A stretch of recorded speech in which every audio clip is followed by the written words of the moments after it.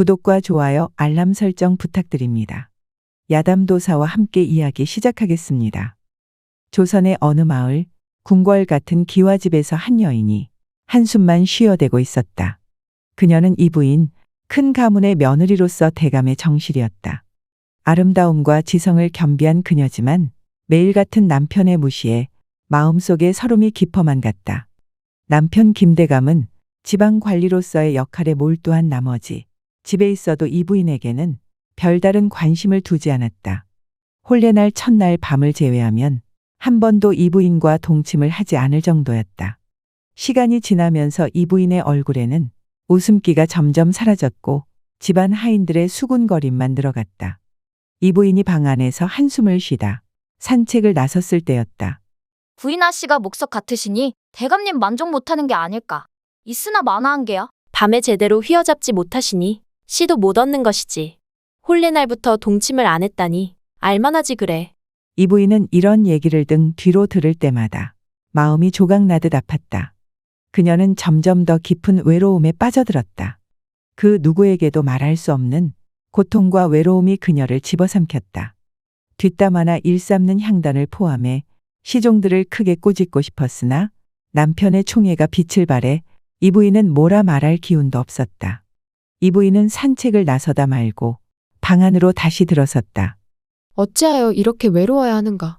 나를 그리 사랑한다 할 땐 언제고 이젠 바라봐주지도 안아주지도 않는구나. 이부인은 결심했다. 더 이상 이렇게 외롭게 살 수는 없다고. 자신을 외면하는 남편의 마음을 꼭 다시 돌리겠노라고. 그리고 이대로 멈춰 서 있지 않겠다고. 그래서 여러 가지 방도를 모색하기 시작했다. 어느 날 답답한 마음의 도가 깊기로 소문난 스님을 찾아갔다. 스님, 제가 왜 이리 고통스럽고 외로워야 하는지 모르겠습니다. 남편의 마음을 돌리고 사랑받고 싶습니다. 매번 소박을 맞는다니 참 마음 아프시겠습니다. 물은 남자라면 색을 밝히며 속이 좁은 여인을 좋아하는 법이지요. 제 몸이지만 저도 헐거운지 비좁은지 해본 적이 없어 알지를 못하는데 어떠한 방도가 있을까요? 단단한 달걀을 하나 구해 구멍 속으로 삼켰다 내뱉었다 해보시면 탱탱해지고 좁아져 남편분도 만족하시게 될 겁니다. 이부인은 스님의 말을 명심하면서 집으로 돌아와 결심했다. 내 반드시 명기로 거듭나 대감의 총애를 받을 것이야. 그래서 매일같이 달걀을 넣어 힘줘 굴리며 스님의 조언을 따르기 시작했다. 그러던 어느 날 달걀을 안에 넣고 걸어가다가 달걀이 미끄러져 치마 바깥으로 떼구르르 굴러가는 게 아닌가? 이에 놀란 이부인 황급히 달걀을 집어 숨기며 본 사람이 없나 두리번거렸다. 아무도 본 사람이 없는 듯 했지만 사실 문틈으로 이 모든 걸 지켜본 향단이가 험담을 퍼뜨리기 시작했다. 아니, 이부인께서 닭처럼 달걀을 낳더라니까. 도대체 무슨 짓을 하는 것이야? 마님이 정신이 나가신 게야? 향단의 험담은 걷잡을 수 없이 퍼져나갔다. 응, 내 두 눈으로 똑똑히 봤다니까. 내가 그 모습을 보고 얼마나 놀랐는지 몰라? 소문은 걷잡을 수 없이 퍼졌고 이부인은 더욱 창피해졌다.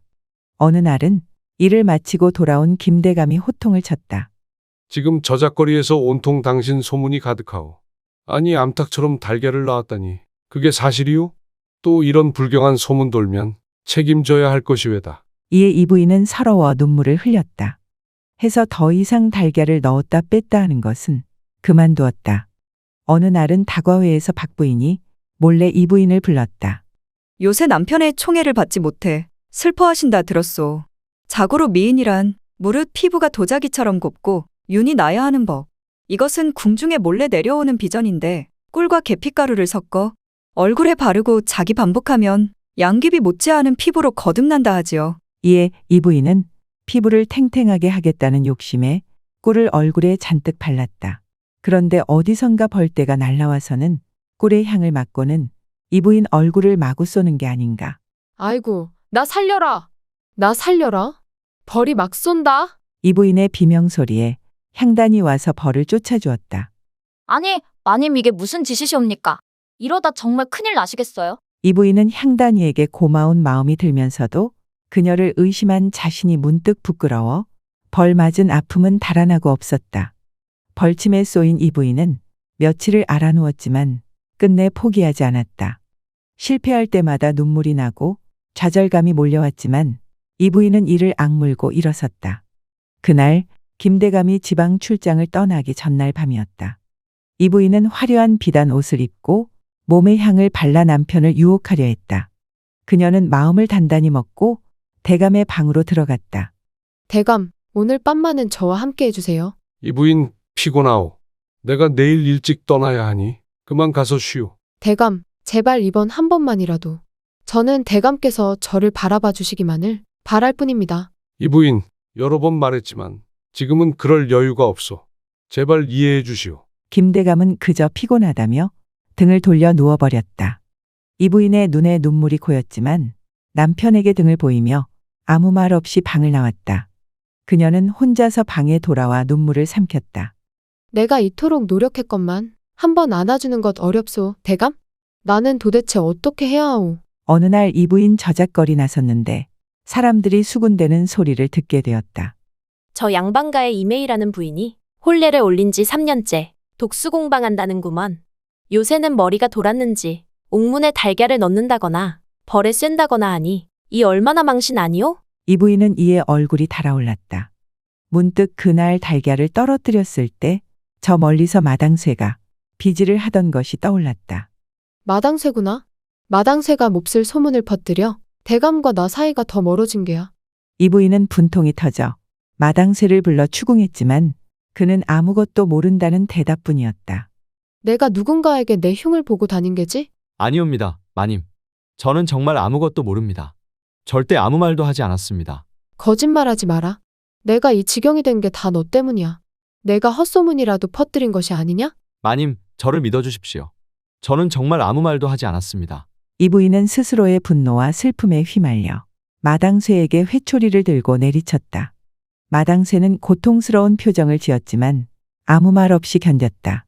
갑자기 빨갛게 피가 흐르는 종아리를 보던 이 부인의 마음이 아려왔다. 너무 아팠나 싶어 마당쇠를 쓰다듬어 주니 그의 그곳이 우뚝 섰다. 이 부인은 순간 당황하며 유혹을 느꼈다. 그녀의 손이 잠시 멈칫했지만 그때 여종 향단이가 방으로 들어왔다. 마님, 여기 계셨군요? 향단의 등장에 이 부인은 놀라 멋쩍은 나머지 다시 회초리를 들고 마당쇠를 피가 나도록 내리쳤다. 마당쇠는 아픔을 참으며 고개를 숙였다. 김대감이 지방에서 돌아오기 전 이 부인은 더 이상 참을 수 없었다. 그녀는 자신의 처지를 벗어나기 위해 방도를 찾으러 떠나기로 결심했다. 향단에게 잠시 집을 맡기고 떠나려던 이 부인은 마지막으로 향단을 불러 말하였다. 향단아, 내가 잠시 친정에 가 아버님을 뵈고 올 터라 자리를 비울 것이다. 대감께서 돌아오시면 나에게 연락을 해주거라. 알겠느냐? 향단은 고개를 숙이며 대답했지만 마음속으로는 다른 생각을 하고 있었다. 예, 마님. 염려하지 마시고 다녀오십시오. 그러나 향단은 이 부인의 말을 일부러 김대감에게 전하지 않기로 마음먹었다. 그녀는 후처를 꿈꾸고 있었으니와 당장 마당쇠와의 미래를 계획하고 있었기 때문이다. 이 부인이 떠나자마자 향단은 마당쇠를 불러 방으로 들어갔다. 두 사람은 몰래 사랑을 나누기 시작했다. 향단은 마당쇠를 바라보며 속삭였다. 마당쇠야, 이렇게라도 함께 있을 수 있어서 기쁘다. 마님께서 안 계시니 우리가 언제 또 이렇게 만날 수 있겠느냐? 마당쇠는 향단의 말을 들으며 조심스레 그녀를 안았다. 향단아, 나도 그렇다.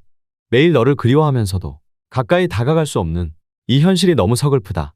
이렇게라도 내 곁에 있는 순간이 내겐 더없이 소중하다. 두 사람은 서로의 마음을 나누며 잠시나마 행복해했다. 그러나 그 순간 아무도 예상하지 못한 일이 벌어졌다. 김대감이 갑자기 집으로 돌아온 것이다. 그들의 짧은 행복은 그저 순간일 뿐이었고 위험이 다가오는 것을 전혀 눈치채지 못했다. 김대감은 집안의 적막함을 이상하게 느꼈다. 그는 조용히 방으로 다가갔다가 문틈으로 보이는 광경의 발걸음을 멈추었다. 향단과 마당쇠가 서로 엉겨붙어 있는 장면을 발견한 것이었다. 놀란 향당이와 마당쇠는 얼어붙었다. 대감님. 천한 것들이 엉겨붙어서는 김대감은 그렇게 중얼거리며 문을 닫았다. 그는 아무 말도 하지 않았다. 그러나 그의 마음속 깊은 곳에는 무언가가 앙금처럼 쌓여갔다. 천한 것들이 엉켜있는 것을 본 것도 본 것이었지만 감히 종들이 허락도 없이 짝짓기를 한 게 화가 났다. 자신이 무시하던 집안에서 벌어지고 있는 일에 대한 불쾌함과 분노가 가슴 깊이 자리 잡았다. 저녁 무렵 김대감은 향단을 불러 세웠다. 향단아, 이 부인이 떠난다고 말한 것은 언제였느냐? 향단은 고개를 숙이며 김대감의 눈치를 살폈다. 대감 나으리, 그날 마님께서 떠나실 때도 제가 전하지 못한 이유가 사실 마님께서 연유도 없이 떠나신 터라 저도 미처 대감께 말씀드릴 기회가 없었습니다. 김대감은 눈썹을 찌푸리며 물었다. 갑자기? 무슨 이유로 그리 급하게 떠났단 말이냐? 향단은 당황하며 대답을 얼버무렸다. 김대감은 한숨을 내쉬며 말을 이었다. 내가 없는 동안 벌어진 일에 대해 더는 묻지 않겠다 했으니 다시는 이런 일이 생기지 않도록 해라. 향단은 고개를 숙이며 떨리는 목소리로 답했다. 예, 대감 나으리. 앞으로는 이런 일이 없도록 주의하겠사옵니다. 잠시 후 향단은 마당쇠를 찾아가 이야기를 전했다. 마당쇠는 향단의 표정을 보고 무언가 좋지 않은 일이 일어났음을 직감했다. 향단아, 대감 나으리가 너를 많이 꾸짖었느냐? 무슨 일이라도 생긴 것이냐? 향단은 눈물을 글썽이며 대답했다. 마당쇠야, 우리 더는 이렇게 만나서는 안 될 것 같아. 대감 나으리께서 모든 것을 아셨다. 내가 너와 함께 있었던 걸 눈치채신 게 분명해. 마당쇠는 당황하며 말을 잇지 못했다. 향단아, 그렇지만 난 너를 떠날 수 없다. 우리가 이대로 헤어져야 한다는 게 말이 되느냐? 향단은 눈물을 닦으며 말했다. 나도 너와 함께 있고 싶다. 하지만 지금 대감 나으리의 눈이 우리를 지켜보고 있어. 내가 다치지 않게 하기 위해서라도 조심해야 해. 마당쇠는 깊은 한숨을 내쉬며 고개를 끄덕였다. 내 말이 맞다, 향단아. 하지만 우리 마음만은 절대 변하지 않을 것이다. 나도 내가 무사하기를 바란다. 앞으로 더 신중하게 행동하자. 두 사람은 서로의 손을 꼭 잡으며 그 순간을 마음속 깊이 간직했다. 그들의 사랑은 더욱 절박해졌고 함께할 수 없는 현실이 그들을 더욱 슬프게 만들었다. 김대감은 방으로 돌아와 혼자 앉아 깊은 한숨을 내쉬며 생각에 잠겼다.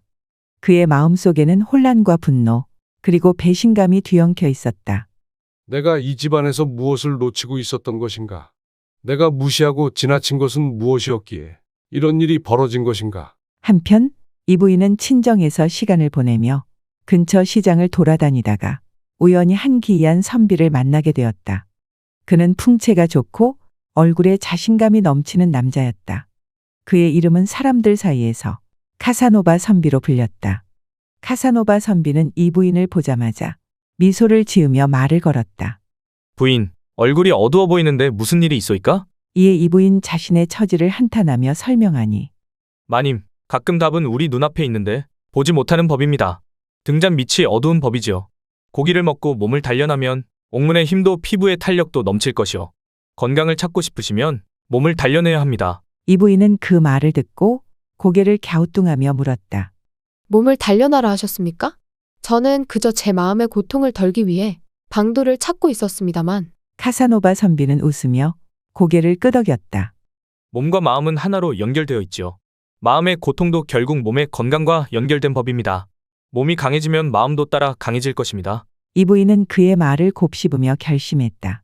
집으로 돌아간 그녀는 바로아 반신 단련을 시작했다. 몸을 단련하자 날이 갈수록 이 부인은 자신감이 붙어 혈색은 좋아졌고 그녀의 눈빛에는 다시 생기가 돌기 시작했다. 며칠 후 이 부인은 운동을 하던 중 잠시 쉬면서 자신의 변화를 느끼기 시작했다. 그녀는 거울에 비친 자신을 보며 중얼거렸다. 내 얼굴에 다시 생기가 돌고 있구나. 내 몸도 한결 가벼워지고 마음도 편안해지는 것 같아. 그녀는 작은 미소를 지으며 다시 운동을 계속했다. 매일같이 하던 단련들도 이제 더 이상 힘들지 않았다. 오히려 몸이 강해지는 것을 느끼며 즐거움을 찾고 있었다. 며칠이 지나 이 부인은 시장을 다시 찾았다. 시장에서 이 부인을 본 사람들은 그녀의 변화에 놀라워했다. 어머, 저기 이 부인 아니십니까? 얼굴이 전보다 훨씬 좋아 보이시네요. 이 부인은 상인들의 칭찬에 미소를 지으며 고개를 끄덕였다. 고맙습니다. 제 몸을 단련하고 나니 마음도 편안해졌습니다. 몇 주 후 카사노바 선비는 시장에서 다시 이 부인을 보았다. 그녀는 이전보다 훨씬 건강하고 당당한 모습이었다. 카사노바 선비는 만족스러운 미소를 지으며 이 부인에게 다가갔다. 마님, 이제 정말 완벽하십니다. 제가 말한 대로 몸을 단련하셨군요. 저와 함께 새로운 삶을 즐기지 않으시겠습니까? 이 부인은 그의 말을 듣고 잠시 생각에 잠겼다. 그녀는 자신이 얼마나 많은 노력을 했는지 그동안 겪었던 고통과 좌절을 떠올렸다. 그러나 지금의 자신은 그 모든 것을 극복하고 새로운 삶을 찾은 상태였다. 그녀는 단호한 목소리로 대답했다. 선비님, 당신의 조언 덕분에 저는 제 자신을 되찾았습니다. 정말 감사합니다. 그러나 제가 진정으로 사랑하는 사람에게 돌아가야 할 것 같습니다. 카사노바 선비는 잠시 당황했지만 곧 미소를 지으며 고개를 끄덕였다. 그렇다면 마님의 행복을 빕니다. 당신의 용기와 결단에 경의를 표합니다. 이 부인은 깊이 허리를 굽혀 인사를 하고 그 자리를 떠났다. 그녀의 발걸음은 힘차고 주저함이 없었다. 그녀는 자신의 남편에게, 그녀가 사랑했던 사람에게 돌아가기로 결심한 것이었다. 이 부인은 마음을 굳게 먹고 남편에게 돌아갔다. 그녀는 이제 과거와 달랐다. 자신감을 되찾았고 더 이상 남편의 무관심과 외면에 흔들리지 않을 자신이 있었다. 그러나 그녀가 집에 돌아왔을 때 그녀가 본 것은 충격적인 장면이었다. 남편 김대감이 여종 향단과 함께 곳간에서 바람을 피우고 있었던 것이다. 김대감은 향단에게 손짓하며 나지막이 말했다. 향단아, 이런 때가 아니면 우리가 이렇게 만날 수 있겠느냐?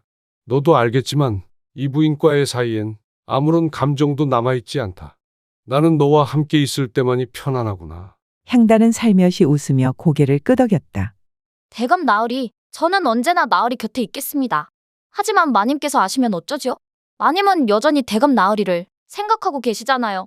그분의 마음이 상할까 걱정입니다. 김대감은 냉소를 지으며 답했다. 그 여인에게서 기대할 것은 없소. 그녀는 그저 장인의 재산 때문에 곁에 둔 것뿐이니 너는 신경 쓰지 말거라. 그 여인은 나를 만족시키지도 못하고 나와의 연은 이미 끝난 것이나 다름없다. 내가 내 곁에 있으면 나는 충분하다. 사실 김대감이 이 부인과 결혼한 이유는 그녀의 장인의 재산을 탐냈기 때문이었다. 그는 처음부터 이 부인을 사랑한 적이 없었고 언젠가 그녀를 내칠 계획을 세우고 있었다. 그래서 이 부인과의 사이에서 아이를 만들지 않으려 했던 것이다. 향단은 잠시 머뭇거리 김대감의 품에 안기며 속삭였다. 그러면 저는 나으리께 충성을 다하겠사옵니다. 마님보다 저를 더 아껴주십시오.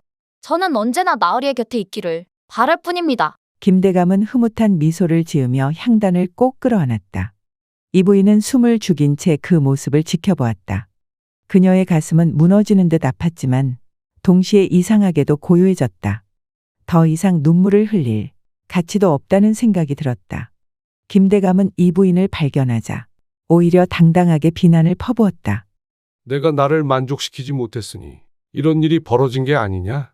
내가 내 곁에 있어도 나를 기쁘게 하지 못했으니 내가 어찌 다른 사람을 찾지 않을 수 있겠느냐? 이 부인은 남편의 비난에 잠시 놀랐지만 이내 눈빛을 굳히며 단호하게 말했다.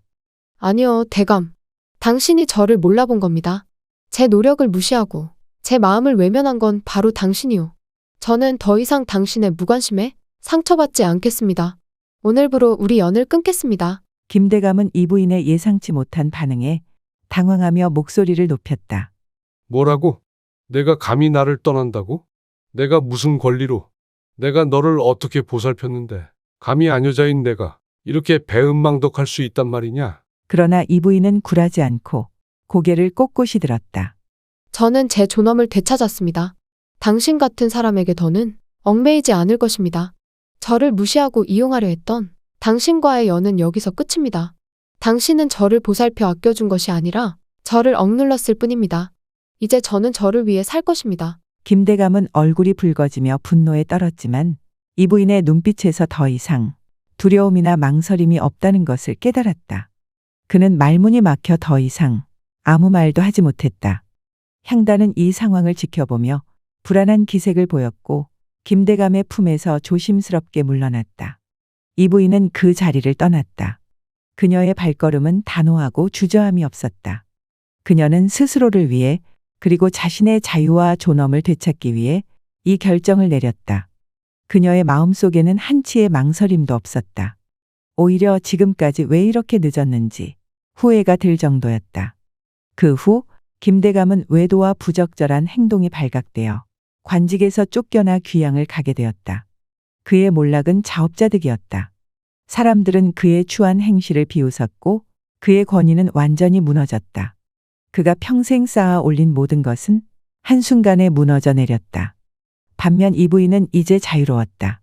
그녀는 더 이상 누구의 아내로서가 아닌 자신의 삶을 살아가기로 결심했다.